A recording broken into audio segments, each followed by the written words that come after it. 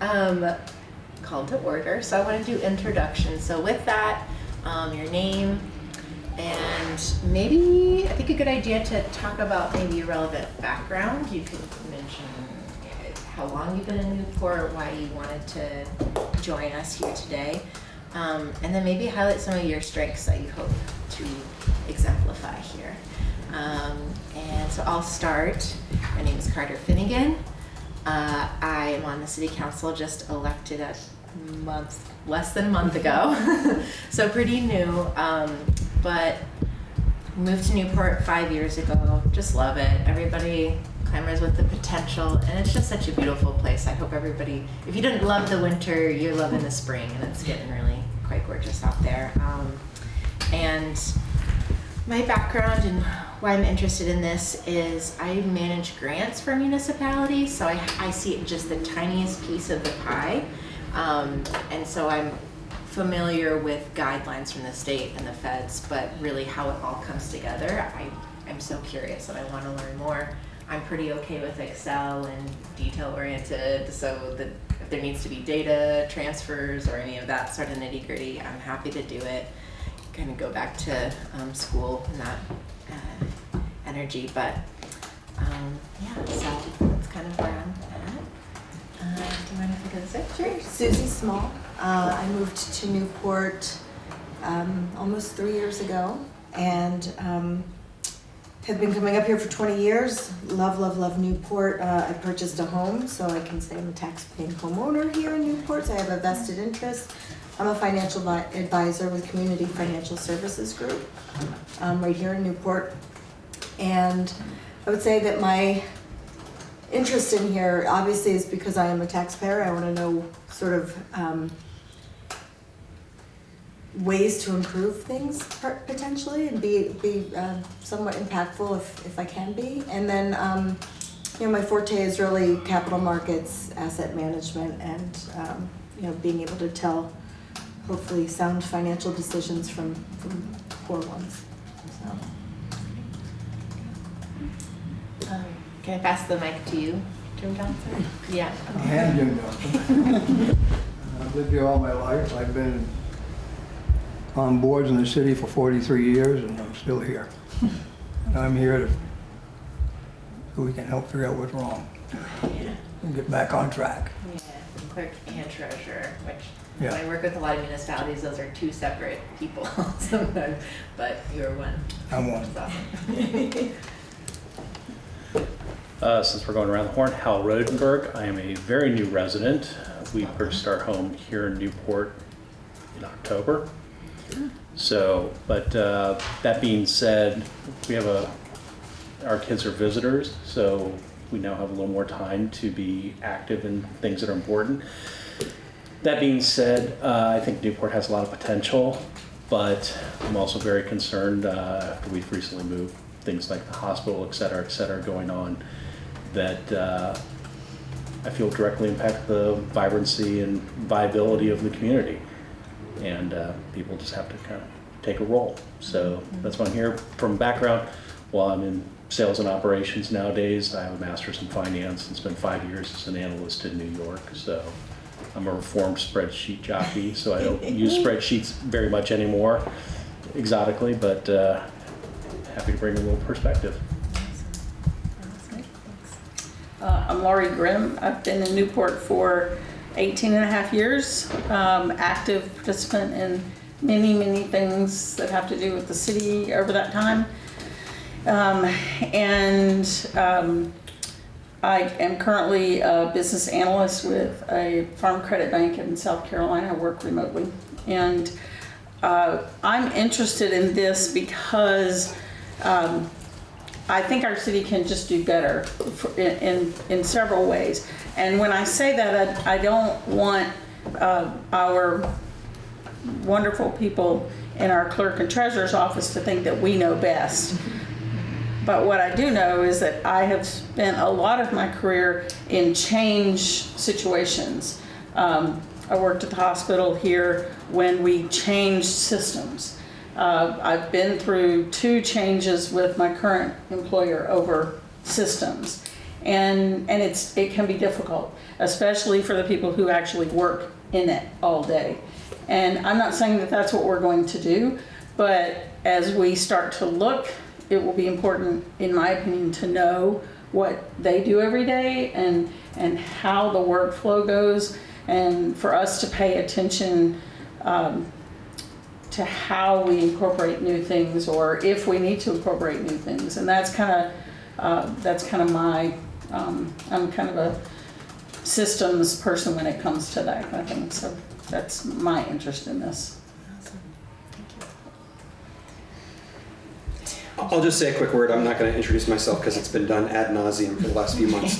But I do want to say that my background is in creating kind of strong community organizations to solve challenging problems. So that's why when I looked at the challenges before us, I gravitated immediately to who are the people who ought to be trying to work together to solve this problem. So I'm thrilled that y'all said yes. And I will come as often as I can to these meetings, but I don't want my schedule to impede your ability to continue and do your work. So I'm not a required presence, I'm just trying to be helpful. And I'll take the meeting minutes this time, and then maybe we can talk today about how to make it done in the future. Excellent. Excellent. Alrighty. So I was going as a group, also just like, yes, I'm the council contact for this, but I want this to be more of like a forum and a group discussion. So although I will say, okay, it sounds like we're going to move on to the next item. Moving forward, if anybody has, I just would like it to be more organic. But I know this is the first one and we're just working it out. Could I just say a word about that? Yeah. So yeah. Carter and I and all of our council members actually attended the VLCT training for new council and mayors. And one of the things that I didn't realize until we went to this meeting is that there is actually no requirement to use Robert's Rules of Order, even in a city council meeting. It doesn't exist. I know. So that shocked me. Like, There was a Yeah. vote on it not long ago. really? And many of us said no way to Robert's Rules. Right. I'm from the land of Robert's Rules. Right. Yeah. Well, and I've lived by Robert's Rules because of all my work in the Presbyterian Church, which is impossibly uptight. But it helped me to think about how to relax and use a kind of a blend. And in this instance, we are not required to use any kind of parliamentary procedure. Robert's Rules is 843 pages of minutia. I know, I've read all of it. It would be weaponized. And I've seen it weaponized, and I understand its danger. So it was helpful for me actually to hear that the constraints that I thought existed are not anywhere near as significant as I thought they were. Yeah, that's great. And then that training, they like called out Rutland. They were like, except for you, you've got a weird charter. And then the whole room laughed at them. It was kind of like, oh. Anyways. Okay. So I just want to look over the tasks. And I know that this was sent in an email. I need time to review. And then I guess, yeah, okay, then the next piece is discuss prioritization of tasks. So like keeping that in mind, that's what we're gonna be at least trying to decide and dictate where our energies and maybe where our skills are best needed if we need to divide and conquer. Alrighty, so I will try to I can make this full screen, make it a little bit larger. Okay. So, review best practices from other municipalities and make recommendations to council. And the other key part is like timely and accurate financial reporting. I think this bullet can really be summarized like that. How do we get a hold of the inflow, outflow? What do we actually have going on? Regarding budgeting for right now. Do you want to speak to this? And this definitely a more. It'll become evident as we do our work how challenging it is to get really good financial tools in a timely manner for the council to know what its best options are. So Jim will help us with everything he's got, and I expect that part of our recommendation process may be to do things differently than we've been doing them. So I don't think there's need to say much more than that right now. No. It has been, if I could say this, I think over the years, those of us who have attended council meeting pretty regularly have seen that to read the city's budget that we get is really difficult. And it actually wasn't until like sometime just like the last year and a half, 2 years, that I've actually been able to sort of understand better. And maybe it's just the way that it was set up, and so everybody that was using it just knew. And it just was more difficult to read. I don't really know, but I know that, you know, having a better understanding of how each section is broken down, what belongs in each section in our budget, how all that gets coded, you know, and those kind of things is really going to go in my opinion, is kind of going to go into this, you know, I think, as far as the how piece. So it'll just be interesting to see, you know, what we come up with in the end. Yeah, I think that the readability is really important when it comes to public facing. Keep speaking up. Oh, sorry, thank you. It's really important to being able to have a readable document that folks can understand and digest. Right. And I just want to add that I think one of our key things is understanding how salaries are spread out across the different sections, and just because it's still difficult to tell, like how much a public servant gets paid and how much is coming into out of each budget section. It's hard for most of us to understand all that. So I feel like an elephant in the room is our nice deficit, and establishing like a long-term strategy to work on that and address it. Again, we're gonna be walking and chewing gum at the same time, as my mom always said. Next piece would be, how do we make those recommendations to the council? And hopefully maybe one day establish a reserve again. That would be really cool to have those plans in place.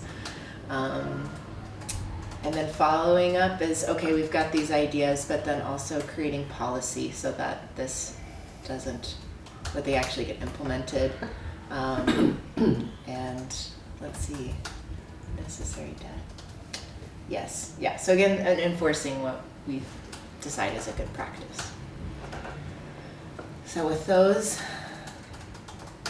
our 4 tasks ahead, any additional things that,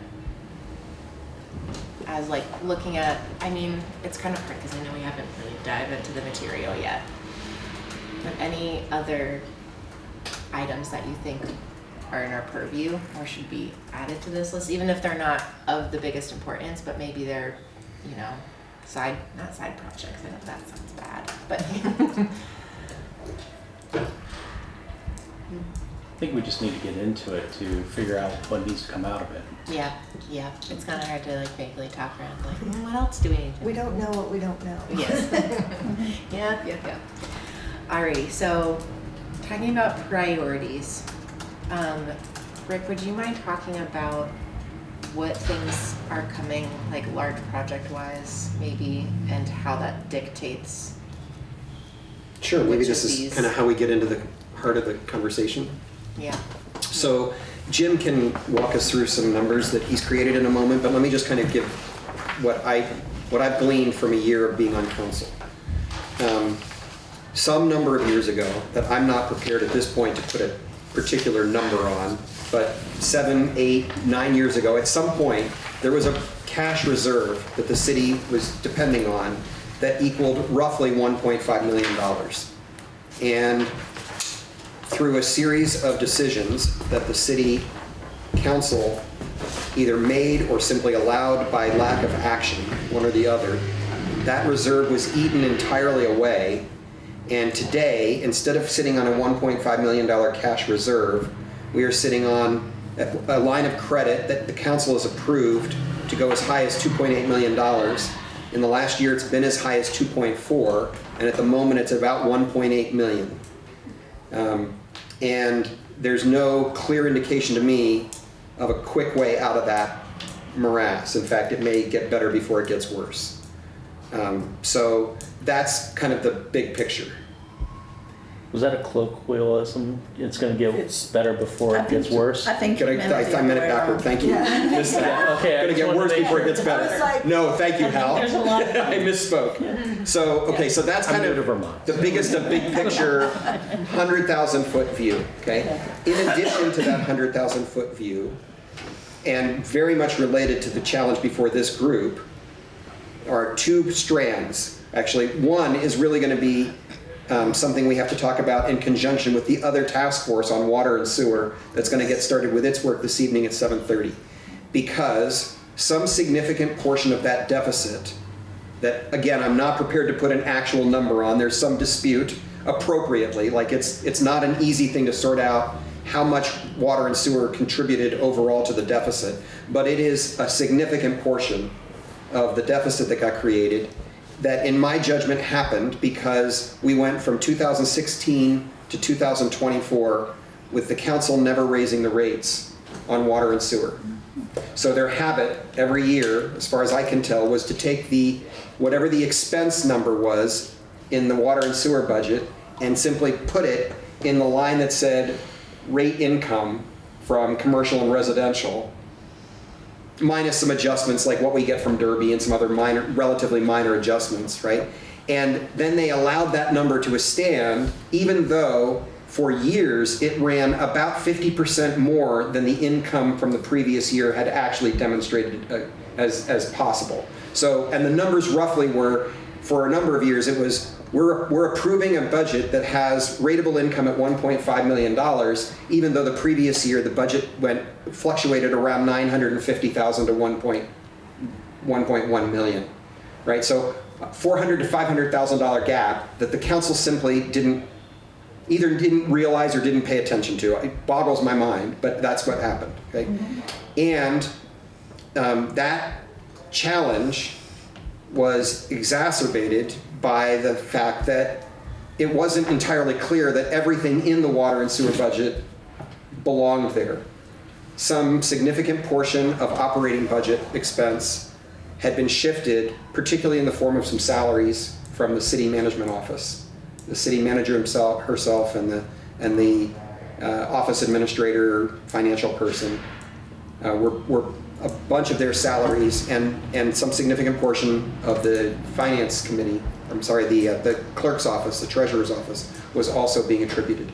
So you can't just say it was all water and sewer. You have to and we will have to decide at some point how deep we want to go into what created the problem and whether or not it's useful about how we get out of the problem, right? Like it will probably be helpful to try and figure out as close as we can what number is actually attributable to water and sewer so that we can figure out if there's a way to finance our escape from our current deficit position, right? So, okay, so then that's all water and sewer related. On the other side, the staff has been in the habit for a long time, I don't know how long, appropriately in my judgment, of including in every year's operating budget a series of capital expenditures for big ticket items they see coming down the road.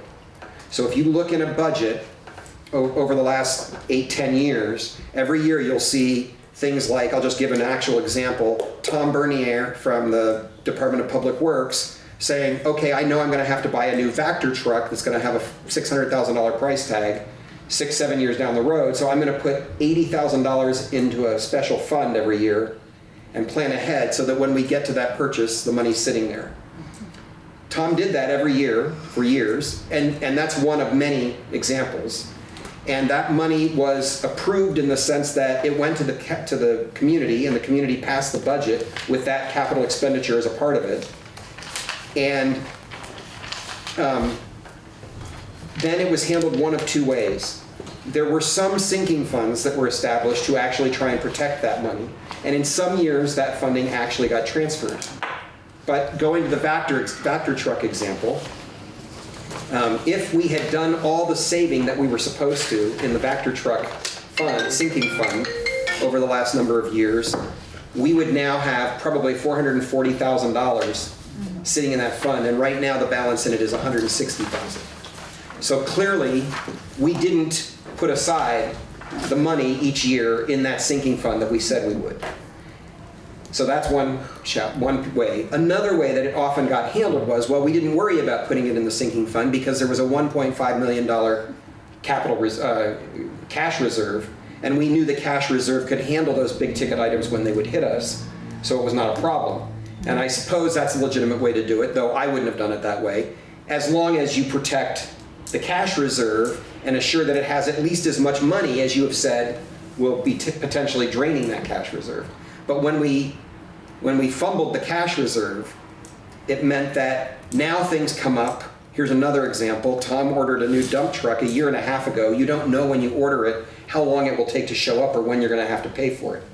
So he had money that he thought was set aside, and normally if the cash reserve existed, that dump truck has now arrived and we would simply finish paying the $200,000 bill. He's paid about half of it, I think, so far. We would just pay the rest of it out of the cash reserve, no problem. But right now, we've got a new dump truck that's arrived, and we've got to figure out how to pay the other $100,000, and there's no cash reserve. So the only functional way to do it at this point, it's a commitment we've made and we need the truck, is to finance it. So right now, as far as I can tell, pretty much all of the big ticket items the city buys are bought on credit. Either through a special funding mechanism where they go out and get it. Sorry, I'm just going to turn that chime off. Popular all of a sudden. Either through going out and getting a loan for a particular item, or for adding it to the line of credit. One way or the other, that's where we are. Jim, do you want to add anything to that summary? No, all the vehicles, other than public works vehicles, are all financed. They're not in the fund anymore. Just borrow the money from the bank on a 3-year note and pay for them. Police vehicles. Police vehicles and wrecked trucks, and the Yeah. big ticket items like dump trucks, haven't started that yet. Right. So when you say, is that a standard practice? We've been doing that for a long time? Yeah. this All the is- other, yeah, all the it's other. 3 or 4 years now we've been doing that. We switched that over. 3 or 4 years ago. Is there any federal funding or state funding for law enforcement purchases of that type? I'm not privy on what grants are available. Well, I can tell you that there are 2 funds that can help, but they don't help with the actual purchase of regular vehicles. One is called Stone Garden. It's a federal program to help with drug interdiction. And that money comes in and is spent on very specific things that have a purpose, like snow machines and a trailer to carry them, so that our downtown team can support federal drug indictment or drug interdiction along the U.S.-Canada border, right? Or whatever. That's one way. Another is when we as a city confiscate something and it's legally available for sale, that money can then be respent. But again, I don't quite understand all the limitations, but Travis has to work within a certain set of constraints. So effectively, none of that money is really, I know this is true about Stone Garden. I think it's true about confiscated material. You can't really budget for that, Right.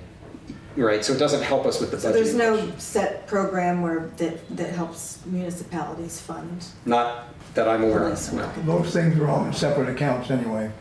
There's a justice account and a treasury account, and they have to account to the Justice Department, Treasury Department every year Okay. for that. The Stone Garden is, I don't know if they buy vehicles yet, but they buy weapons and ammo and bulletproof vests. And they bought at least one vehicle, I know of too. Yeah, but those things have a very specific use. They can't be used for regular patrol work. Okay.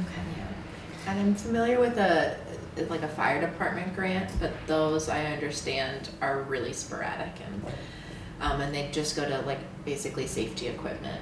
But So this is more of a capital expenditure account that was Right. supposed to be funded regularly and it wasn't. Right. And So we don't know quite where the money went on the years that it wasn't. Well, I think it's a fair estimate. I don't think and I don't mean to cast aspersions in any direction. I think it's just an objective statement of fact that where the money went is into deficit spending, right? We didn't have a balanced budget year after year, and we made it up by drawing down that capital until finally a year ago it became evident that, oh my gosh, we're on this line of credit and it's getting higher and higher and higher, and what are we going to do about it? What's our interest rate on that? Do you know the current interest rate on Well, it's about, I would say it's 5? between 4.5%, 5%. Yeah, Yeah. that's what I recall. And Pasumsic's a friendly banker, but there are questions I think that they have about this too.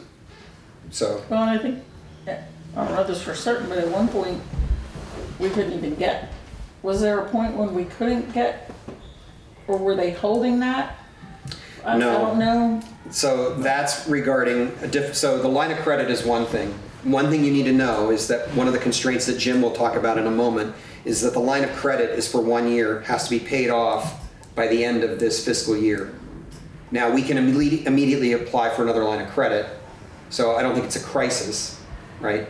But it's not going to help us get out of our mess, right? So, and what you're referring to, I think, Lori, is the fact that there has been some money that was borrowed appropriately with action by bond for the water tower project, and there are limits on what we can continue to borrow until a portion of that money has been paid back or paid down using return on grants, right? Because a lot of these things will say, okay, your match Newport is this much money and the grant will give this much money, and when that grant comes in, that money needs to be applied to the loan that we took, or the bank can't continue to just fund us.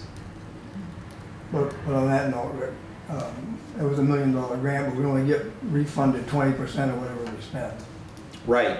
So we're not. Yeah, it's a $200,000 grant on a $1 million $2 project. million. We don't get $1 million handed to us. Right.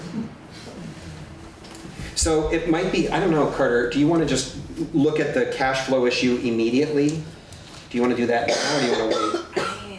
I feel that,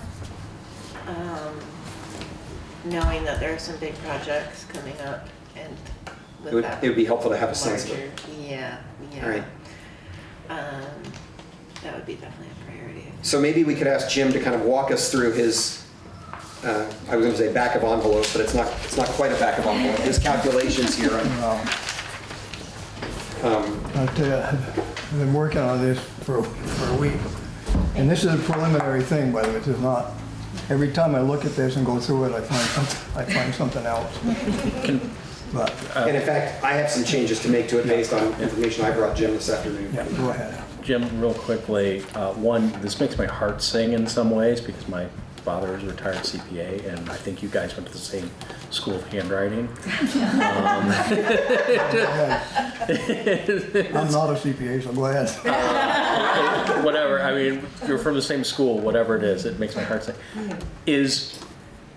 What are the mechanics of how are we managing our accounting practices and everything like that internally? Are we using some specific software? Are we doing it on Excel? What's kind of the mechanics? All our software is run through NEMRIC, New England Municipal Resources. So Yeah, Municipal, New England Municipal Resources. okay, NEMRIC. Yeah. So is that, and that's like an entire accounting package and software? Yeah, and most reporting? towns in the state use the same package. Okay. Yeah. I Yeah. was like hoping to God you didn't have to do this all manually. No. Well, actually- this is manually. Yeah, I think, so Hal, just to give you a sense of where we are, right? NEMRIC is managing all of our accounts payable and our accounts receivable and our payroll, everything. right? So there is good accounting that I feel some confidence in, but NEMRIC, I'm told, I'm not an expert in any of this, you all are way more expert, all of you at the table pretty much, than I am about such things, but I'm told that NEMRIC doesn't easily create things like, a traditional profit and loss statement every month where you can hit a button, or the one that I really want, I've been asking for since last summer, is some kind of a cash flow projection that's updated monthly that tells you where you are against your budget and what you expect to have happen the rest of the year. Like if we want those tools, they do not yet exist. So when I asked Jim, I'd like to know what our cash flow needs are going to be between now and the end of the fiscal year on June 30. This is what Jim does. He starts figuring on a piece of paper and a pencil. And we don't have a spreadsheet system currently in place that can do these numbers for us. And is that a limitation of NEMRIC? Or is it because, I know some of those systems tend to be, depends upon which one it is. Sometimes they're custom and they're haven't been updated for 20, 30 years and they're just antiquated. What's kind of the scoop on NEMRIC? I think NEMRIC, kind of hard to get them to do anything. I think they would do it, but it's going to cost. That's the thing there. So they're not To create really- a program. We can't create a program that will fit into the NEMRIC system. they can do it, but none of us downstairs are programmers, we don't. You know, we live and die by what we call a trial balance. It lists what you budget, what you spent, and what's remaining on the income and on the expense side for all our departments. If you had a magic wand, what would you do with NEMRIC? I'd get them to have some of these reports available, because it'd be a lot easier for us. You know, our whole system is, what we look at, other than payroll, is that trial balance. I think You got a that's, budget figure in, what you spent, how much you got left. that might be one of our goals. Yeah, got it. I was just gonna Is to say. figure out Probably like a priority. what is the wand we can give Jim to Yeah. Deputy Boppity Boo? Well, I know that, you know, with my company, we've just replaced a 30-year-old loan operating system in the last 5 years, and it just went live a year and a half ago. And so I completely understand that, you know, I feel like that if we knew what was there, we might be able to go find, you know, either, like you said, it may cost us, but there may be stuff out there that if they've kept up with anything, there may be stuff out there that we just aren't aware of. I'm sure if we talked to them, we could come up with something. Yeah. And so, Hal, I think that's exactly the right question, and I do think, as you say, Susie, it's a high priority, right? Like this is, I have found it maddening on council not to be able to get simple, quick answers to these questions. And I think there are communities that we could turn to pretty quickly, sister communities, that are doing this way differently than we are, and we don't have to reinvent the world. We could just, the whole wheel, right? We could say, what are you doing, and how much of it is NEMRIC driven, and how much of it is independent? Whether it's this one or Munis or some of these other legacy type of systems that are out there, quite often there is a workaround.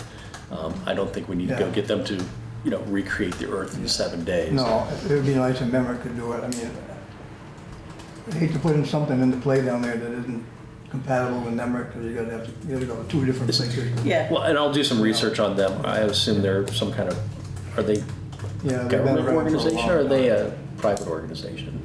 I think it's a department. A departmental type of Yeah. government? Okay. Yeah, I and think then I'm not gonna hold out much hope for They're a them. standalone programming outfit, a computer outfit that sells their stuff to the town. I'm not gonna hold out I hope think for them. 250 towns in Vermont, I bet 175 of them all run on Memrick. Well, I was just gonna say it would be interesting to find out who, you know, who else is out there and have some conversations just because. So I could just No, name two resources off the top of my head. One is Kathleen, we know her last name. Oh, yes.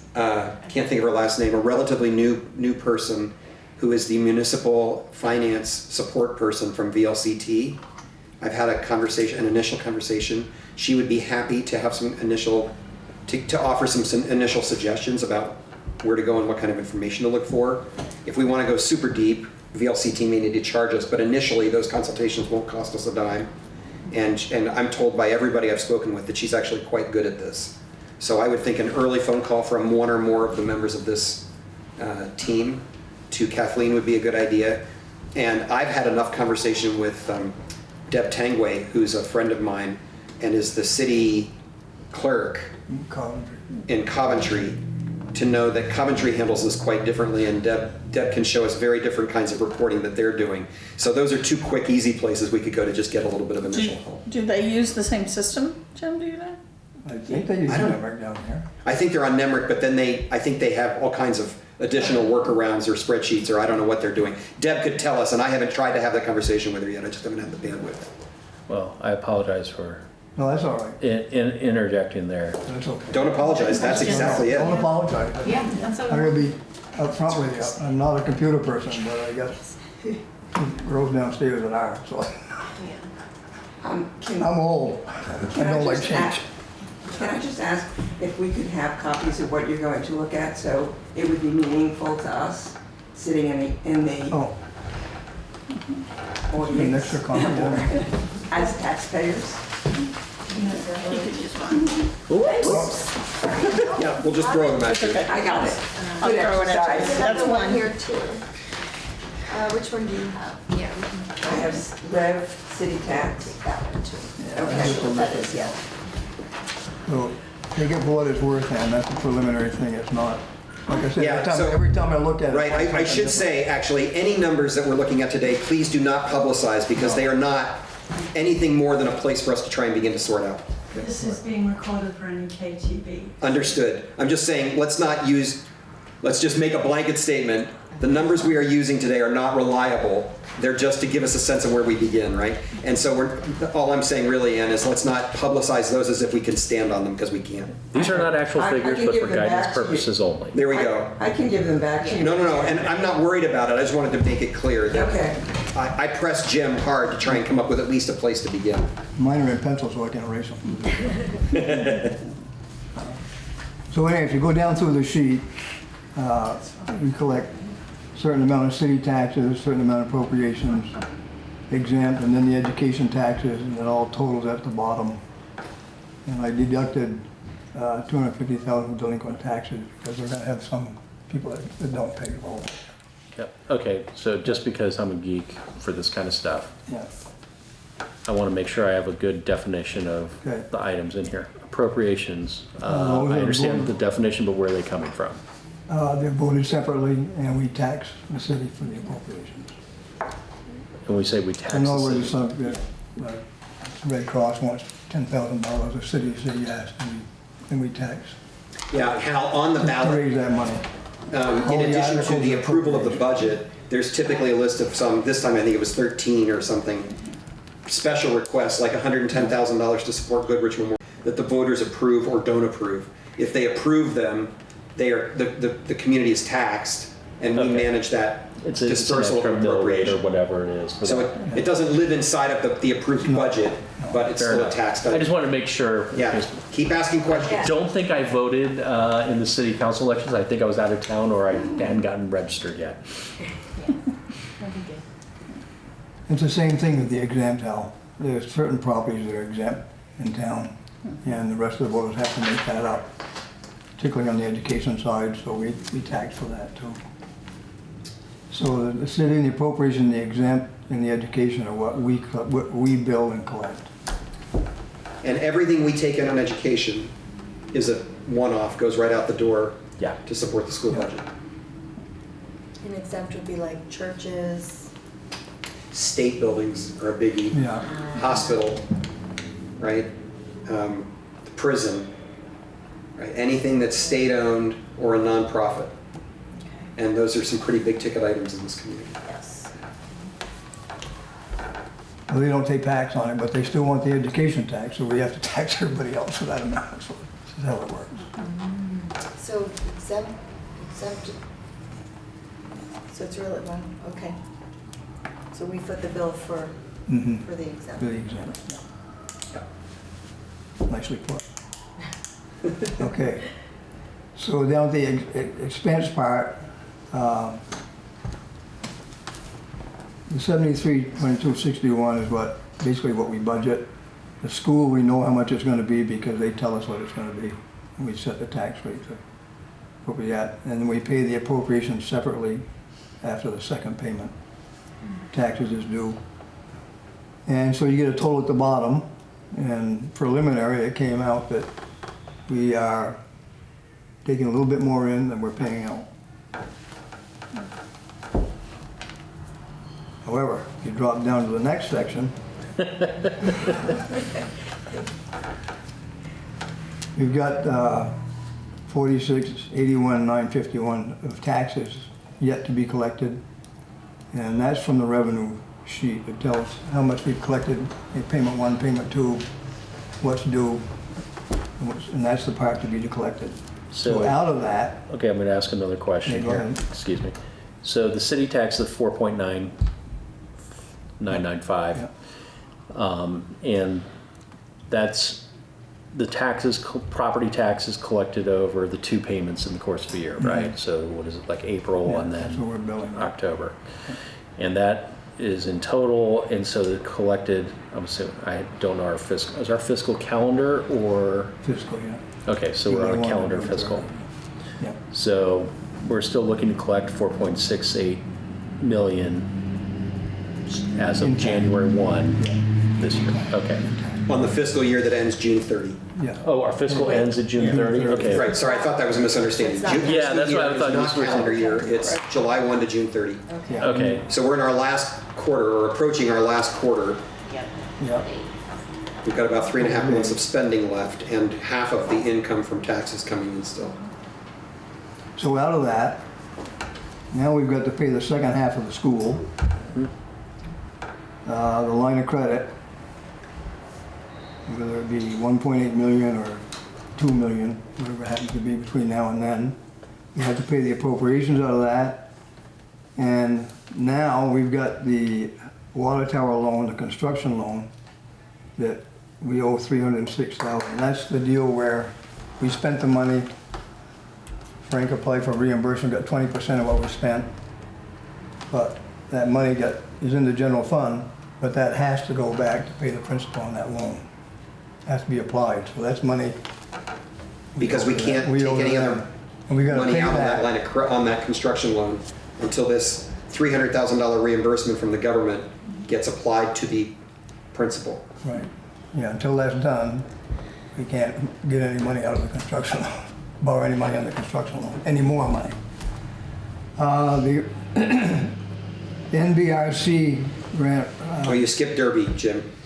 oh, Derby, yeah, and we owe Derby, and that's money, when we did the water line up there, we came to some agreement with them, where we owed them $80,000, I think.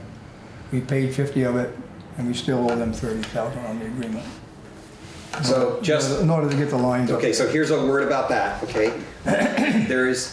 I don't have a complete understanding, but I've got a rudimentary understanding that basically when the water tower is completed, we will begin taking on responsibility for providing water to the folks on the east side of town through Newport's water system. There was a dispute over a period of years about a potential loss of income because Derby had been providing that water. Please, I'm looking at Pam and Ann because they've been watching this stuff carefully for years. I just want to make sure, if I misstate, please feel free to jump in and correct me, okay? And so at the moment when we flip the switch, which will probably be, according to Tom Bernier, somewhere at the end of July, beginning of August, on the new water tower, we will read the meters and we will owe them whatever the meters currently say for the water they've been providing, plus the remaining $30,000 on the $80,000 agreement. So sometime between now and midsummer, we're going to owe that money, that $30,000 plus whatever's on the meters at that point. And the reason that it all took place is because basically it was an agreement over the loss of future income that Derby was projecting from sales to Newport. That's what the dispute was about. That when Derby is no longer providing water to those customers who are on the Newport side of that boundary, that's a loss of income to Derby. And so Derby and Newport signed to some legal agreement a number of years ago that said Newport would pay Derby $80,000 for that loss against future income. And 50 of it has been paid and 30 remains. Okay? So that's about where we are. Yeah, I'd reschedule that. Well, it may or may not be possible. There's a history that is politically challenging. A very long and bitter history. Oh, I'm sure. Well, I think all the lines up there were ours. We put them in, the lines were ours, but it was their water. Yeah. that we were Right. using. And it's the loss of their water. It's on my list of things I didn't have anything to do with, and I'll have to suck it up and deal with it. Now becomes our water. Right. And So that's the Derby line. And this is just a one-time thing, right? Yep, then we're So done. We're one and done, okay. Yeah. Yeah, and the 240,800, Rick and I have been talking about that. It's in the audit as a match, a grant match, but Rick seems to think it's gonna be a reimbursement when we get them spend the Yeah, money. so let me give you that spend the number, money, so okay? he knows the background on that. So here's what's going on with that. Everybody talks about the Causeway project, which is basically modernizing the lights, the traffic lights, from the Causeway here down to, I think it goes all the way down to the intersection at East Main.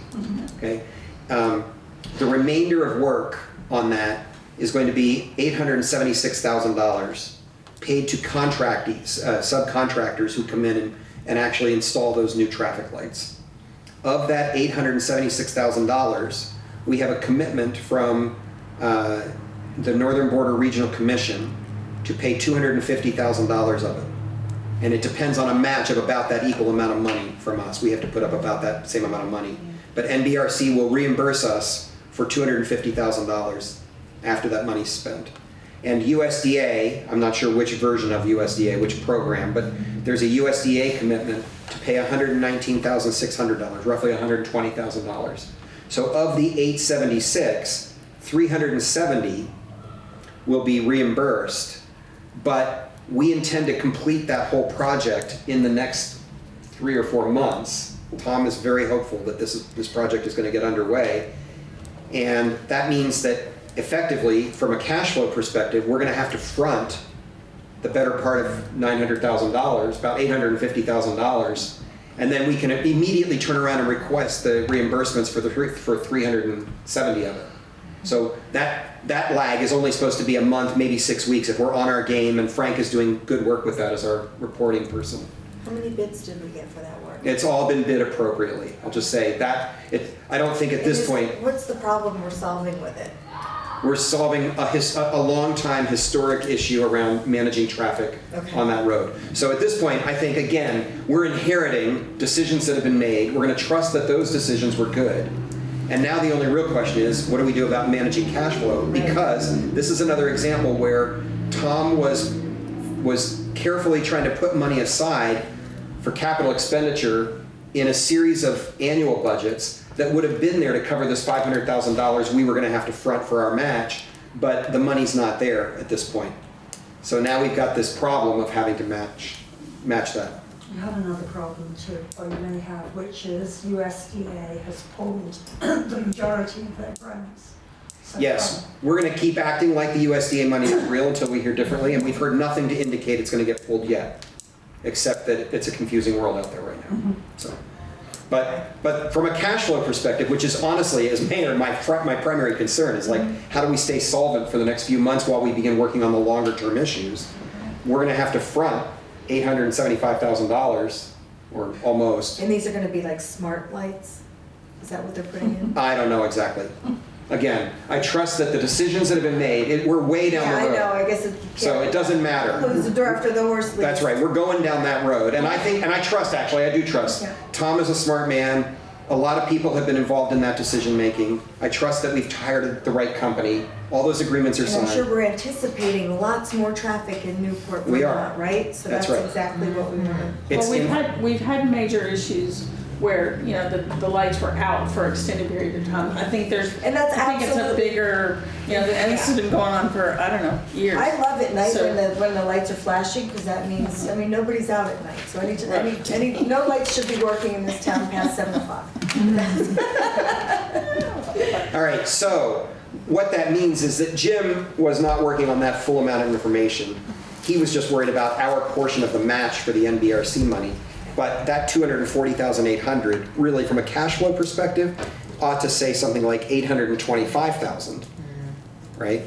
For the total cost of what we're going to have to front over the next few months, with the understanding that 370 of it will come back quickly if we're on our game and applying for it appropriately.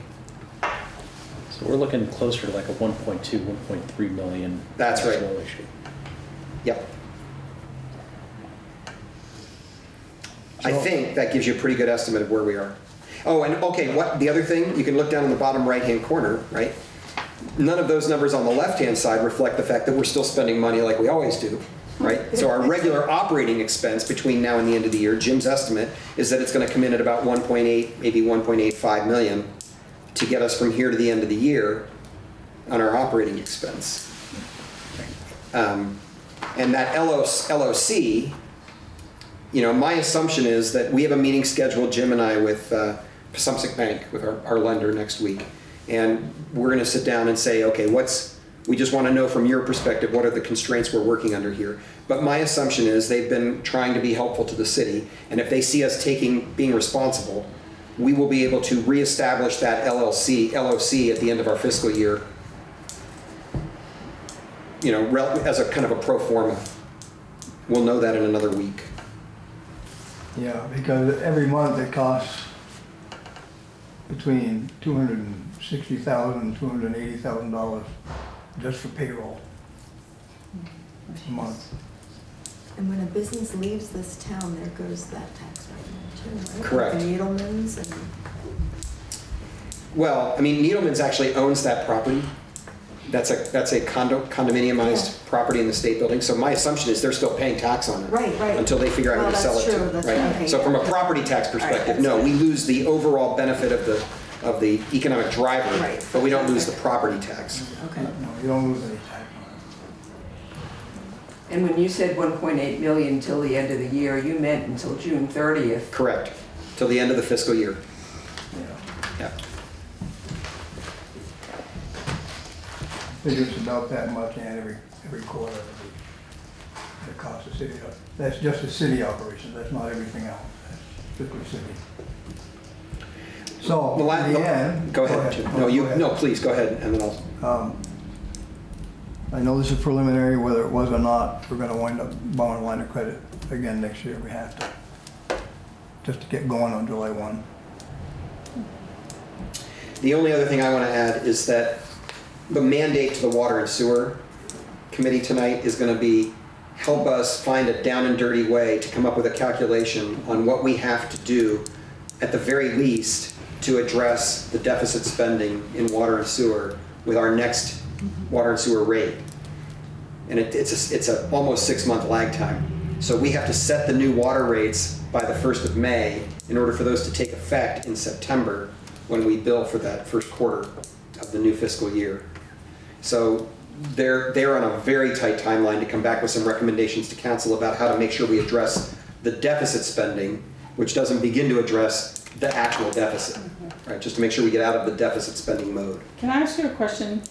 Because at some point I must have forgotten about the whole water tower and the whole financial piece between Derby and Newport. I mean, I knew it was there, but so are we gaining water customers for the city of Newport? Yes. Yes. So we are gaining water Any customers. development on the east side of those that are already there will be building. We'll gain a handful. It's not going to be a It's lot. not a lot, but it's, And in fact, we're even going to gain a few who are technically in Derby because for a little distance, the road is the boundary between Derby and Newport. That's right. And so we're going to pick up basically everything from Walmart, our direction, which includes about 9 properties on the Walmart side of the road that are legally in Derby.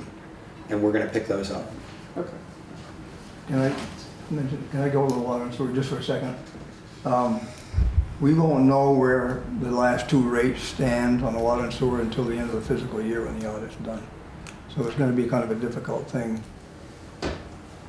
You know, it's hard to tell where we're going to end up.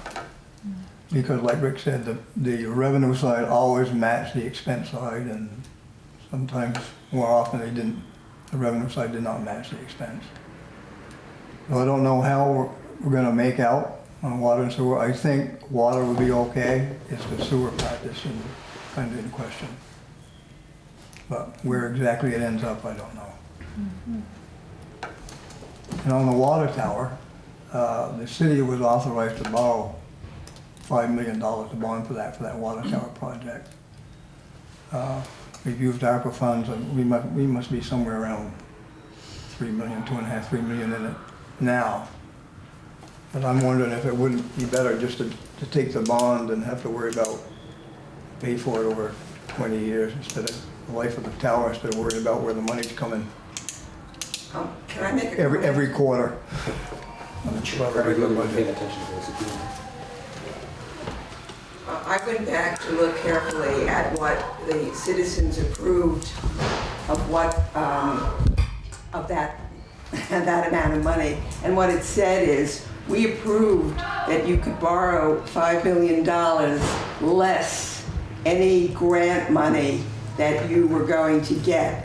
And so the ARPA money or any other money, let's say I think the ARPA money was 1.3 million, don't quote me on it, it means that the citizens of Newport only approved that you borrow 3.7 million because it was right there. It's explicit, and you can go and look at in the you can look at it in the warning for that year. It's very clear, and I was curious about it because I went back and looked. But we're careful about that. And yes, I mean, of course, I signed off on it at the 5 million rate because that's the way it looked. But it specifically said in the warning, minus any grants, da-da-da-da, that you get. So you can't borrow 5 million. To be clear, Anna, that's not what my suggestion was. Okay, that wasn't what your suggestion was. The Okay, bond, the difference was minus the ARPA and anything else. I'm You sorry. can't borrow the whole 5, it's gotta be minus the ARPA. Right. I said we've used ARPA funds on it, so whatever's left, Yeah. maybe the. But I suspect we're also under some pretty significant constraints that we can't borrow that money and use it for No. addressing the deficit, for instance, No, right? no. Like the only thing we can use it for It's is not for a general projects. It's a water tower. It's a specific. It's a bond. specific bond, exactly. Borrowing money to address the deficit, that's another situation. That's right, The other task force will have to come up with. yep. Here's another little piece of the puzzle, just so you all know. The city signed a contract in January with White and Burke, a real estate development company in Burlington, to manage the process of helping us determine the feasibility, whether the numbers will all work, of a tax increment financing district to finance a lot of the future infrastructure we need to do the development projects that we have a large agreement on that we want to do in this community. That project, we've committed to $100,000, and there will probably be an additional significant amount of money, maybe as much as another probably $100,000 in addition to that it will cost us to get through the application process. There is money that actually exists in a restricted fund that we all call the Walmart funds, because when Walmart came to town, they gave a significant amount of money, I think it was $600,000 initially, Yeah. $600,000 to do development, to support the development and economic health of downtown Newport as an offset to what was going to happen when they located in Derby, right? That money still has, that fund still has just shy of $400,000 in the account. And the council has agreed that the priority on that funding, that $400,000, should be to get us through the TIF financing, minus anything that we can raise through grants. So we, in that instance, would be Newport Downtown Development is trying to do that work on behalf of the city with an MOU with the city council. So we're going out looking for grant funding to try and pay as much of that $200,000 price tag as possible, but some significant portion of that money will go into getting us through the TIF district application over the next year. The good news is it's protected and restricted, and so it doesn't hurt the city at all for us to spend it in that way. So we don't have to add that on top of everything else that we're trying to do right now. And then, I don't know, do you want to just say a word about where we are in Gardner Memorial Park? Sure. Yeah, so that is a grant that, let me see, summarize. That is one where we are currently setting up the proper financial things in place to receive the funds. We have executed the agreement. Things are looking good, but that's another one where we did have to provide a match. I think Frank said it well a number of meetings ago, but grant money isn't free. Like, there's typically a match associated with it, as well as permitting, the labor, and the paid time for folks. Come on in, join us. I'm a little tardy, my apologies. It's okay, pull up a chair, we're glad to have you. Yeah, just pull up a chair next to Susan. You got it. This is Travis Gaines, everybody. Thanks for jumping in. Thank you. Sorry to be late. Hey, it's all right. Doing the best we can. We'll talk about establishing a meeting time that's groovy with everybody. So that is one that should be coming down the pipe soon. Not sure if it will happen in this fiscal quarter, but very sure that it will be delivered. But that's one where a bond vote was required to do soil remediation.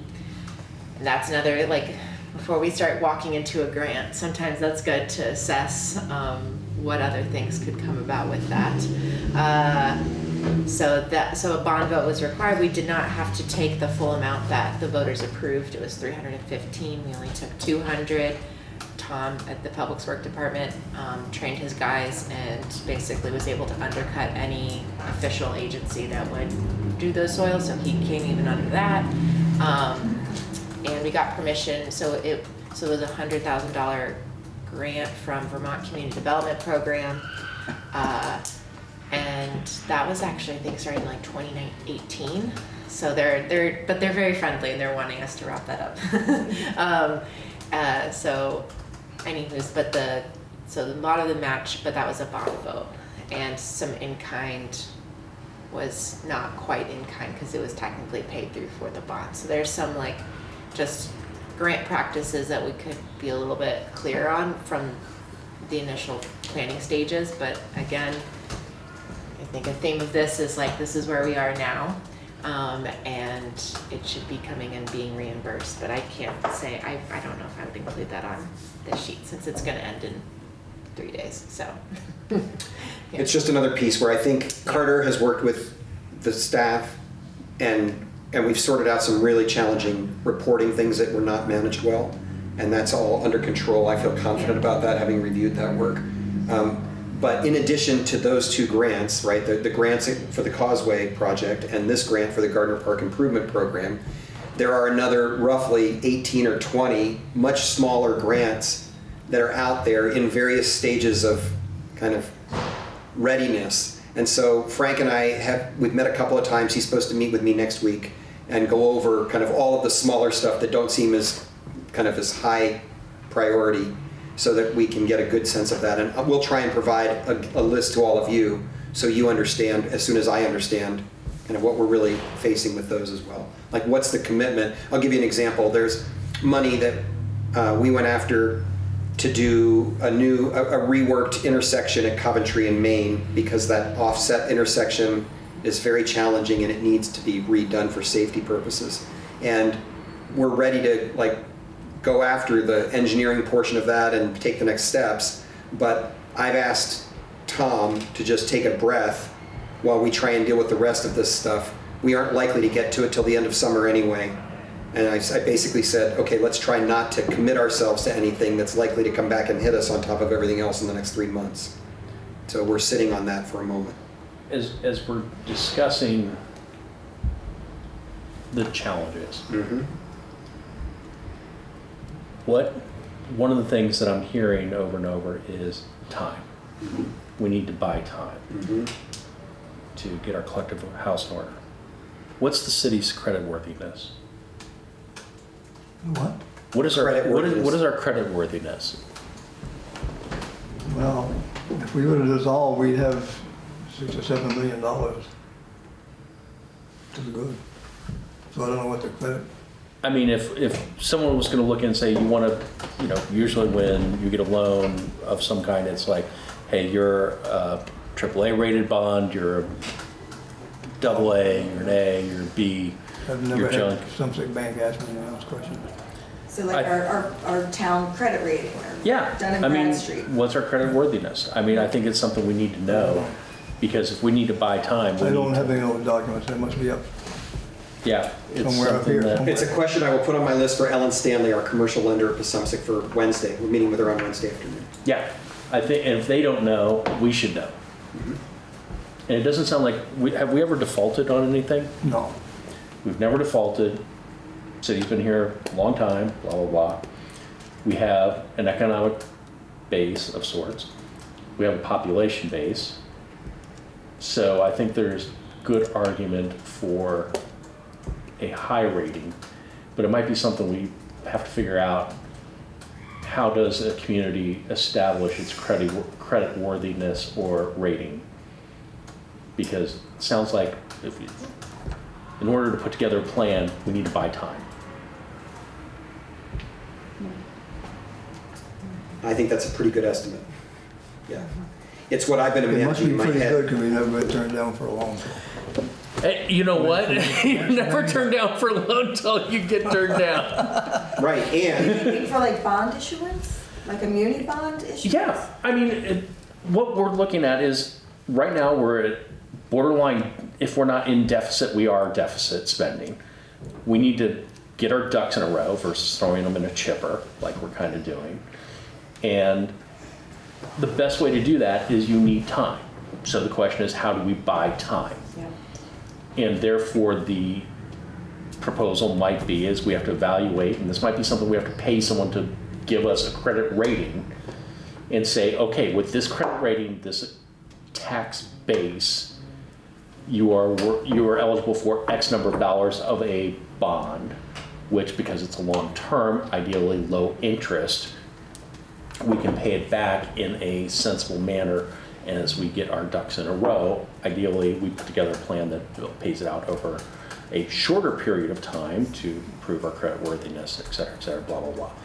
But that's what I'm just wondering is, I mean, I also feel like we, on top of the handcuffs we put on you with the lack of reporting and capability tools, which I apologize for my predecessors not giving you that, is I don't think we can look in the mirror and say, we are this. Therefore, not only would, and I butcher that name, we always call it presumptive bank, because my wife and I. Presumptive. Presumptive. Presumptive. Can we cut that out of the tape? I'm the new guy. But we have one bank we're working with right now. I would like to see us have banks wanting to work with us. Yeah. Community National Bank has a good relationship with us as well. Yeah. Though I think Pasumsic holds all of the debt for the city at the moment. Is that right, Jim? Yes, it does. There are accounts in community, but Yeah. But I mean, that's, we are a viable, creditworthy organization that people should want our business. And that's how we position ourselves if we have to buy time. yeah. It sounds like historically it's always come in with a little bit lower rates. Then I love them to death. And I will learn how to pronounce the name correctly. Excellent.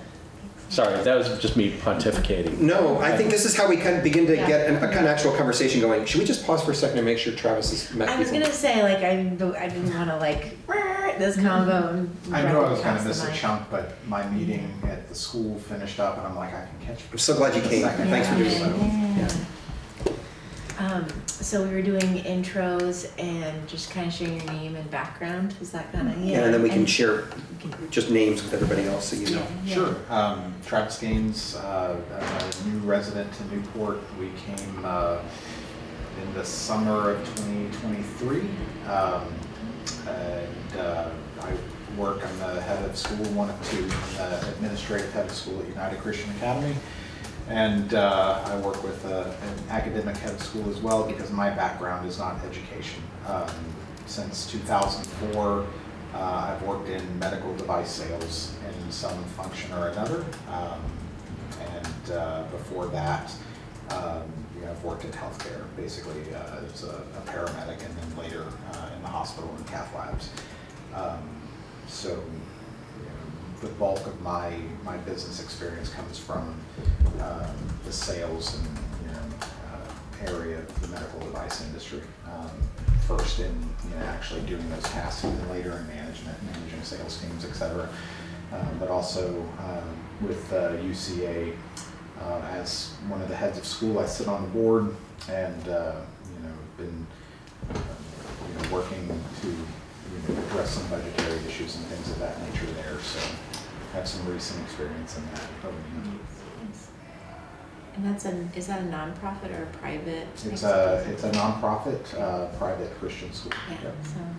How many students got? Just had a question. How many students are there? 55 right now. Okay.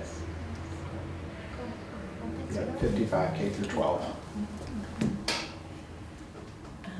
I'm Carter Finnegan. I'm the city council liaison for this task force. Briefly, my background is, well, what I bring you to the table most relevantly is the grant experiencing and managing budgets on that. But as I said earlier, it's just a one little picture of this whole pie, so I'm going to be learning a lot. And recently I didn't mention this earlier, but I've done some internal finance. I've been taking a closer look because I'm over 30 now, so I'm like, all right, let's start planning. I'm not always going to be this young guppy. So that was also, I know that's a little different, but it's interesting and important. So yeah. Susie Small, I'm a financial advisor here in town. Moved here in 22. 18 years in financial services, doing wealth management and leading sales teams with advisors. So Hal Rodenberg, brand new resident, October of last year, and have a background in finance and operations and doing starting out a sales team for a startup. Lori Grimm, nice to see you, Travis. Yeah, good to see you. I've been here 18 and a half years in Newport, Vermont for almost 35, I think, originally from North Carolina. I currently work as a business analyst for a farm credit bank out of South Carolina. And my role, I hope, is to gather the information and help our systems work better. And Oh, Yeah. Jim Jones, I'm the city clerk treasurer. Been involved with city government for 43 years and lived here all my life. I won't tell you how many years, it's a long time. 44 years. A lot longer than that. So if I could just recap, Carter, because I know we're Love it, yes. coming down the home Yeah. stretch here. And I think there's another meeting scheduled in here at 5:30, right? Yeah, No, yeah. 7:30. No, there's another one at It's 5:30. the Rec committee's in here tonight too. Oh. So, though if we go over a little bit, they could start in the other Yeah, room or something. okay. Yeah, there's coffee up there. Yeah. But I'll just say, so having been through this conversation, it seems like I hear loud and clear that we want to start looking immediately at what the financial tools are that are available and how we create the ones we want. That's one priority. A second high priority is to try and delve into the cash flow picture that Jim is trying to tease out on the back of on a tablet of paper and figure out what we're really looking at. And my worry, honestly, is that we're going to run beyond our 2.8 million line of credit. And I do not want to see city council surprised with that information and asked to vote on that, with no preparation. And if we do vote on to going higher, as mayor, I want to know what's our escape plan. Like, I'm not interested in raising that line of credit any further unless we know what we're going to do to resolve the challenge. So that would be, and I've got your questions here. What's the city's credit worthiness? What would our rating be? Anyway, we've got some of those questions, I think, Hal, that you named. And then I think slightly longer term would be the third and fourth questions, which are how do we address the deficit mode that we're in currently and reestablish a cash reserve to function in a healthy way, and linked to that, how do we clarify what future planning for capital expenditures should be? How do we create a policy for what the council should approve to do something about that? Those seem to me to be the primary things, and they're the ones that I started within my head, and I think it's just been confirmed by our conversation over the last 40 minutes or so. So, I think the question is, it feels really immediate to me to deal with those first two questions, and maybe we could assign some homework to work on getting best practices from some other cities, calling Kathleen from VLCT, getting some ideas about what reporting could be possible, and is it possible with NEMRIC or not, right? Some of those basic initial questions. That would be one task. And then a second task to try and go deeper into the cash flow questions and see if we can come back with some real analysis that will help us to make some determinations over the next 3 months. So I think the question is... I can handwork on a cash flow thing in more detail than that. Yeah, but frankly, part of my concern... What months are higher spent and what months are low spent. I'm really hoping, Jim, that we've got the skills at this table to actually, at the very least, get us into a spreadsheet where we can start making adjustments. If this, then what does this look like? If we did that, what does that look like? So we can actually play with numbers, and they can take us beyond, while we're working on our long-term financial reporting, right? Can we come up with a way to do these numbers that isn't Jim trying to figure out what's in his head and what he can guess from NEMRIC, but instead is a way that we can all look at it together. So I would really love a couple of you who have finance background and good spreadsheet skills to think about how could you go down and get information from Jim and start trying to lay some of that out on a spreadsheet to do this work. Yeah, I think we need to, before learning, we need to really figure out who's done this before. I don't want to recreate the wheel. Mm-hmm. Well, I mean, I think it's definitely worth a conversation with Deb Tangway in Coventry, because if you've been here for any long period of time, Coventry went through a lot of stuff just a few years ago. And it's not over. What's that? It's not over. No, it's not over. So. And Deb has brought, I think, a measure of sanity to that Yes. process. Yeah, that's why I'm suggesting that maybe we see if she's willing to come and talk to us, or That, I think, just because, you know, if you pay attention, she's really done, I think she's probably done a better job there than anybody. So, Yeah, I'm very welcoming, and I would love to have kind of like rotating guests or people that can share or speak to a certain area. So you can invite her, Kathleen Ramsey. Because she's VLCT, I think I can get further in an email, but I can like Yep. CC one of y'all if somebody. Just throw the whole group just on. I can throw the whole group on. I love it. Love it. Yeah, I know Yeah. VLCT won't talk to near mortals. Before we even do that, Maybe Deb can come up here to a meeting. Yeah. It's easier to hear it from her personally. Yes. Relay a message. Yep. I think, yeah, maybe. Back and forth. Jim, what are your ideas? I mean, you've been juggling these angry Well, I've been cats. juggling like this for. You've been juggling these angry cats. What Long time. have you guys tried, or what have you things of that nature? Every year I try to sit down, try to figure out how much line of credit we're gonna need and keep my fingers crossed we don't go over that. Last year it didn't work out too good, so. But 42 out we've of taken a 43 is line of pretty credit good. every year for as long as I can remember, but up until the last 3 years, we never drew on it.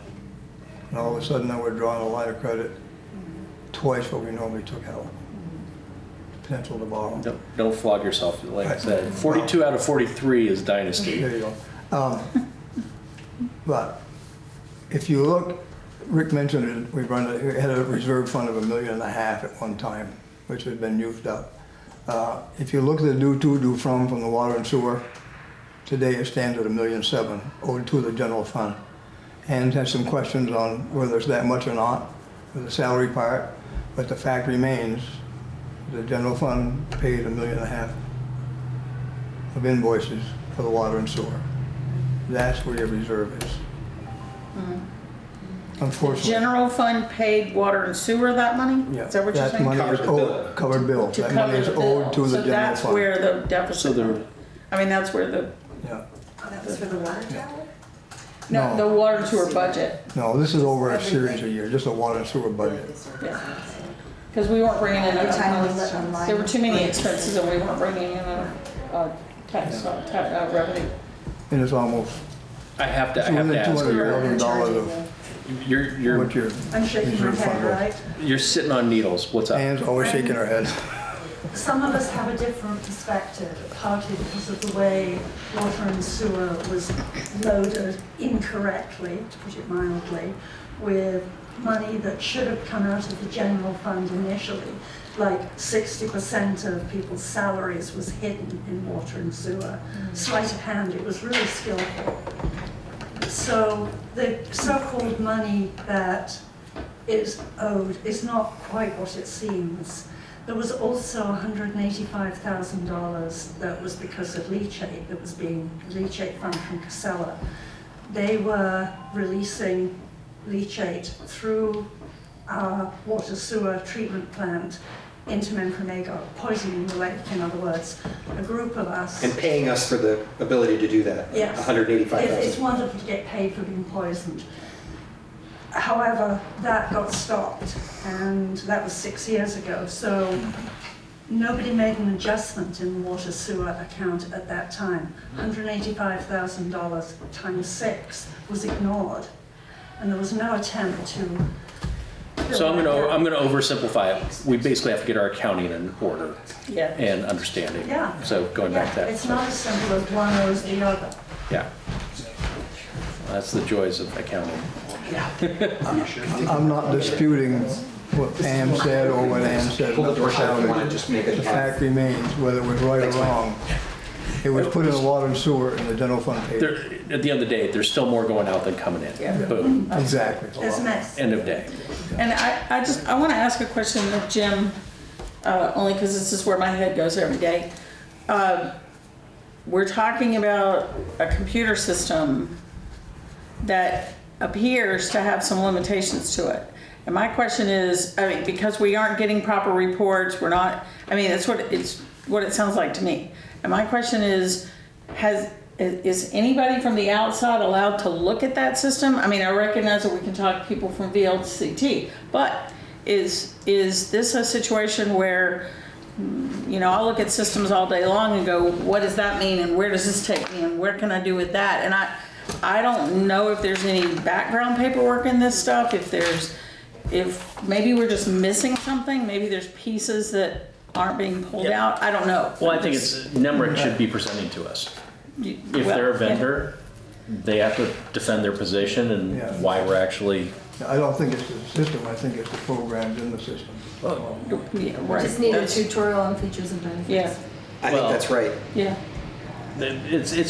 there's a lot of systems out there, whether it be, Munis is one that I've dealt with in a prior life in HCM, and they do a lot of financial planning and things like that. Now you've got Workday coming in and doing, they're actually pushing down organizations as small as Newport from the enterprise space.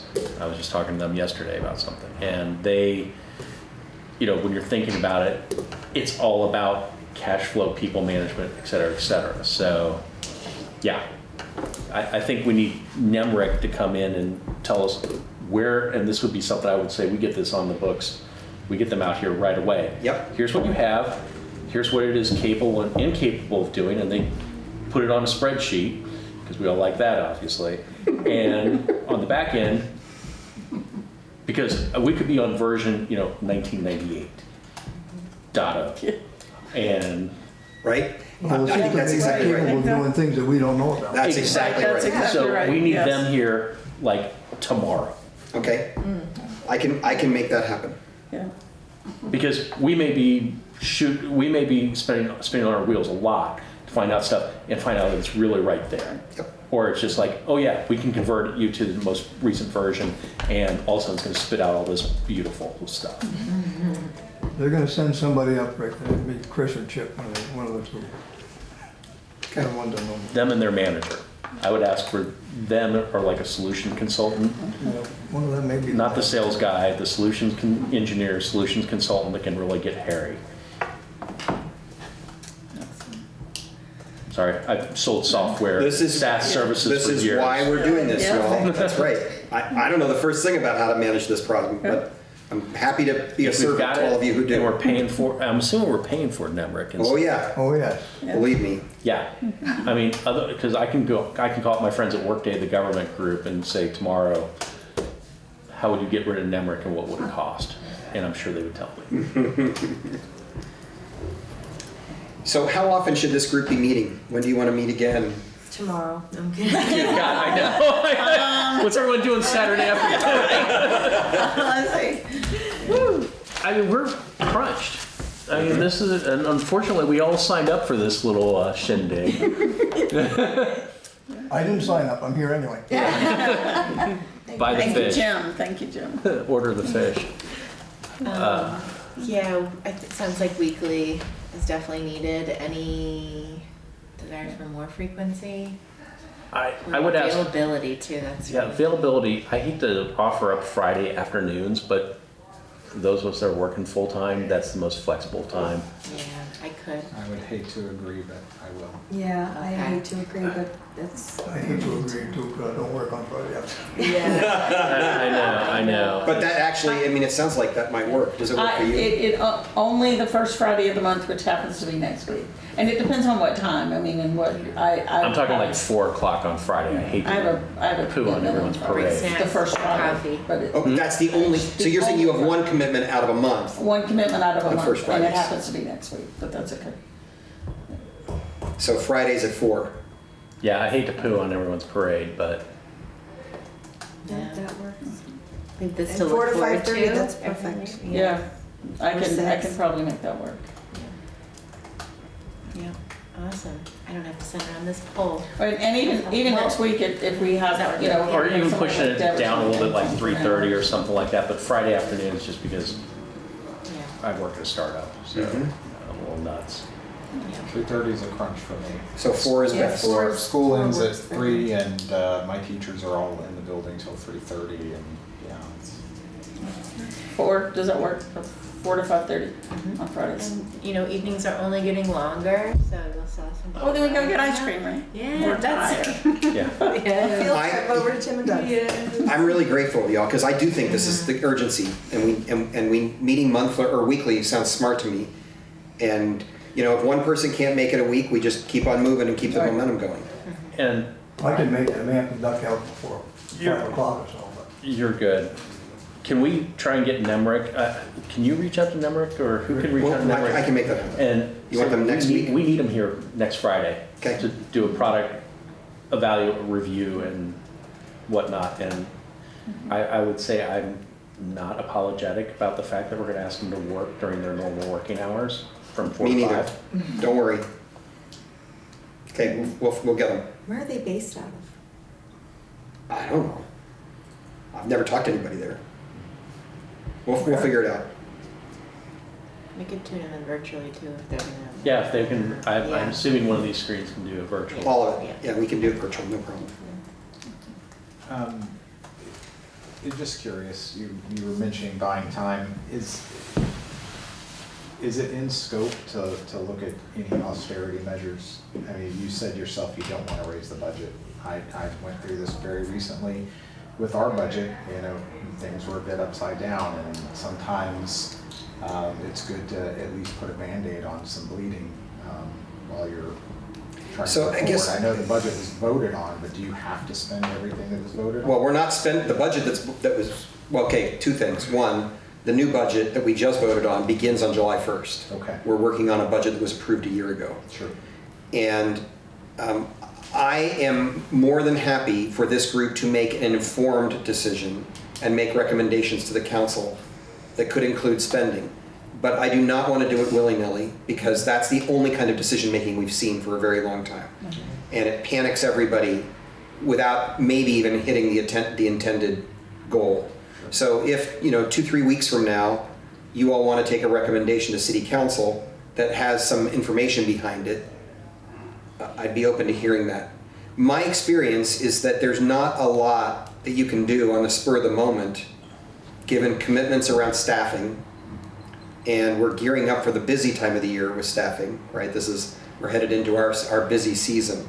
So while there may be some things we can do, I don't think they're going to even begin to approach the challenge that's in front of us. So I also want to be careful, having been through some financial crisis in other organizations before, not to put people on notice in ways that aren't actually effective at the end of the day. So for me, it would have to reach that test. I agree with you. Austerity can be a good Band-Aid, but it doesn't cure. Right. And it can really raise some major challenges in other areas for us. So I guess what I'm saying is I feel open. Let's talk about it as we go. Sure. So what do you want the rest of that first agenda to be, and what do you need this week to feel better prepared to come in and be a part of that conversation? Any documentation we can get on what computer system we're using. That's what I would like to see. Because I think the knowledge of And it's NEMR is the name of the company? NEMRC, NEMRIC, is the New England Municipal, what is it, Jim? New England Resources. Resource, yeah.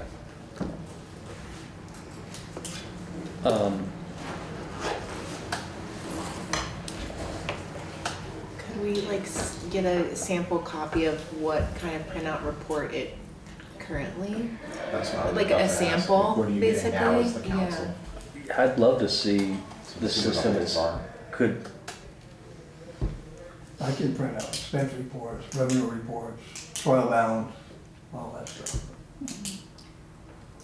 So MicroSolve is the program? Is that what they use? No, No. this is a specifically They program designed software everything. system for municipalities. Oh, Nemrick Fund Accounting, New England Municipal Resource Center, There you go. users. I almost want to ask that, well, if we get them in here next Friday, if we don't, let's look at Plan B. I'd like to hear what they have to say, but if we can't get them in next Friday, Jim, could you take 30 minutes and pop it up on the screen and just kind of walk us through the tools that you're using and what is available from Nemrick? I can do my best. think Stacy's the one you want to have do that. Okay. She does that stuff. She does the accounts payable, receivable, and the payroll. Okay, yeah, I'd love to see, just so, because right now, I have a, Stupid. I have a nebulous understanding of what this is. It'd be great if we could have someone that's using it on a day-and-day basis say, here's what we use it for, and maybe like, here's what I would love to do with it, et cetera, et cetera. Because right now, all of us are just shooting in the dark. Just, we have this mental image of this incapable, black hole, whereas it could actually be, with 30 minutes of her showing us what goes on with it, we could be like, oh, cool. Look what it can do. Yeah. Town Okay, of right. Coventry Yeah. by chance actually uses it. Yeah, no, Which that's means right. Deb would be able to show us what she uses it for. Right. So that's another question. Do we want to have Deb come join us for part of that meeting as well and just kind of walk us through her experience of it? Yeah. I think we need to really understand our tools.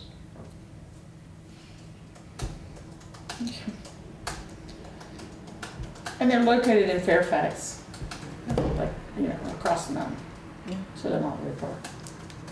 I have no geography references yet, so yeah. Probably an hour though. Yeah, no, when you said across the mountain, I knew where we were going that way. It's open design. Isn't? Hmm? It's open design. Hey, yeah, but depends on which version. It That's- just says that's- in their landing page that they're for 20 years they've been open design allegedly. So let's find out. Yeah. Okay. All right, so we'll reach out to both Nemrick and Deb and see if either or both of them are available. And we'll ask Stacy to be with us for the next meeting so that she can walk us through what we currently are doing. Anything else? I mean, again, as far as accounts payable and invoices come in, those come in to the city, they're all coded to the department head and go to Rick or somebody to final approval. They come downstairs and we pay that invoice against the code that they've set. Yeah, I think it's, Now, I don't know, the department heads should be watching what their budgets are. They are. I would assume that, They are.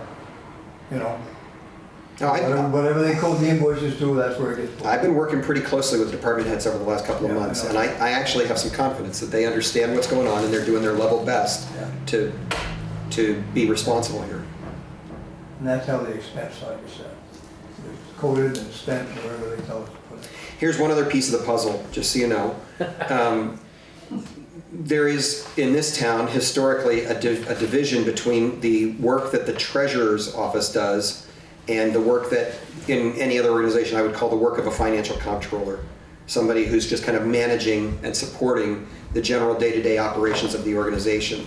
And that position here has traditionally been filled for the last 7 or 8 years by someone who has been unavailable due to an extended medical leave since last April. So we not only don't have a city manager, we also don't have the key person who has been doing all of our finance work and setting the city up for budgeting. So the budgeting process this year was very challenging because we were trying to kind of do it without this person's help who's been doing it for the last number of years. And one of the high priorities for city council is to figure out how that situation is going to resolve, because it's been almost a year now, and then hire for a new financial and office administration position. So that's something council's working on, but we don't currently have that support system either. And that's the person who probably should have been the one to be able to come in and give us an overview of NEMRIC. And yeah. so. Yeah, that'd be really helpful if we could fill that position. Okay. Everybody. I wonder how we want to reach out. I mean, maybe we ought to just ask Carter to reach out to Kathleen. Yeah, I don't mind. But it sounds like maybe put something on the books in a couple weeks from now, so that we have time to assess the. Well, I wonder even, Carter, if it might be useful for you to set a time to meet with Kathleen and see if any one or more of the people on this group would like to just have a Q&A with her and see what we can glean from her experience with VLCT, Okay. Vermont League of Cities and Towns, Yeah. which is a remarkable organization that provides huge support and also does almost all the risk management for every municipality in Vermont. Something like 95% of the municipalities do their risk management through VLCT. Yeah. and, you know, can point us to specific resources, because they have so much, but we only have so much time, so maybe she can also pinpoint, hey, read this, or this video walks you through this portal, or, you know, So I'd say, what if Carter reached out, set a time that works for Carter, and then just notified the rest of you and said, I'm doing this meeting. If anybody can and wants to join me, please feel free. Yeah, that'd be great. Okay? Great. And Carter, you're going to be gone? Yeah, so I'm going to be leaving on next Tuesday, so maybe I can tune in virtually if that's available. Yeah, I can make that happen. Yeah, but I'll be back. Of course, you won't be true. And we can always, if any of you are traveling or just can't get here for some reason, we can make a virtual option available in this room. Good. Just let me know. I have travel every month. Yeah, very, it's regular. We can, modern technology is awesome when you know how to use You're it. gonna set up a meeting kind of with that. It might be helpful to have, do it during working hours if it's possible, so Stacy can be here, Okay. because she's the one that does all that stuff downstairs. Okay. Yeah. I mean, she knows what she can do, and it'd be interesting for her to see what the LCT can do in addition. You know. Absolutely. And I'll try to get her here next Friday, but I hate to order my employees to come in on their day off. Yeah. You guys are. Yeah, I think we'll ask Stacy to come for this first one and then try and make it not a habit to call on them, because the office closes at noon usually on Fridays. So yeah, noon by Friday, but is it 8 to 4 or 9 to 4? What's the normal hours of like? On Friday? No, Or in no, general. Oh, Yeah. it's 7 to 4:30, Monday through Thursday. 8 to noon on Friday. Yeah. Okay. I'll try to shoot for. I mean, I will, because I'm not gonna work that late. I found that out the hard way. Okay. Yeah. Awesome. All right. I'm not sure I can gavel. No gavel, sorry. Any other questions? Yeah. Really, I cannot say enough about how grateful I am that you all agreed Yeah. to step up on this. Thank you. I will sleep better at night knowing you all are losing a little bit of sleep with me. I'm not familiar with the open meeting Yeah. policy. If like, I don't know if I had a question and I called somebody else here, what constitutes inappropriate communication? That's a very good question. So you can have a conversation with any one person at this table without any problem whatsoever. If you're trying to talk to two people, technically we're into an open meeting. Yeah, with this number of people, you're into an open meeting, and technically we shouldn't be doing that. Okay, but I just need to reach out to one for some information. No problem at all. I would also say be careful about group emails, because technically anything you do together as a group constitutes a meeting if it's got anything to do with the business of the city. So by and large, our meetings should happen here in this spot or online tied to this spot. And, we'll do our best to be careful about that. And also, y'all are human, and, nothing you can do, here's the interesting news, nothing you can do can break anything, because you have no authority to act without the approval of council. So at the end of the day, it's council who's going to take responsibility for acting on your recommendations. And for us, this group's purposes, what open meeting law really means is anybody's welcome. Ann and Pam and anybody else who wants to come and be a part of the conversation in some way are going to be welcome to do so. And Pam, who is amazing and does this incredible service for the community on a regular basis, will, at least as often as possible, I suspect, want to try and film. And that means that it will be out there, and a lot of people watch this stuff. It's amazing. There are probably, I don't know, what do you figure, Pam, 100 people? Oh, at least. And, And this particular meeting, you'll probably get about 150. So people will watch. There will be noise about our deliberations on social media, because there always are. My advice to you is, if you watch such things, ignore it. Your job is to stay focused on each other and ignore the noise, whatever it may be, positive or negative. I don't chime in, by and large, unless I'm seeing somebody who's being really, really upset about something, and then I'll just say something like, gee, would you like to talk about that? Which 9 times out of 10 sets them off even more, and I say, okay, fair enough, right?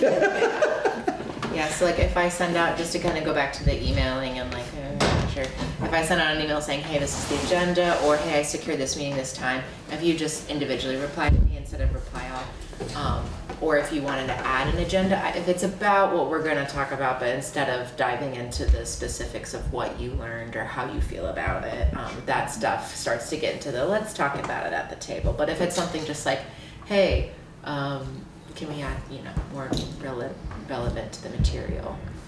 high level view. You're okay. So our attack on Derby is not qualified. Correct. I think this is gonna be good for me in particular, because Rick mentioned losing sleep. Nobody's lost more sleep over this than I have. I've Yeah. worried about this 24 hours a day for a year and a half ever since that started. Right. So if we can Operation get that straightened out, Pigeons I'm all Sleep. for it. Yeah.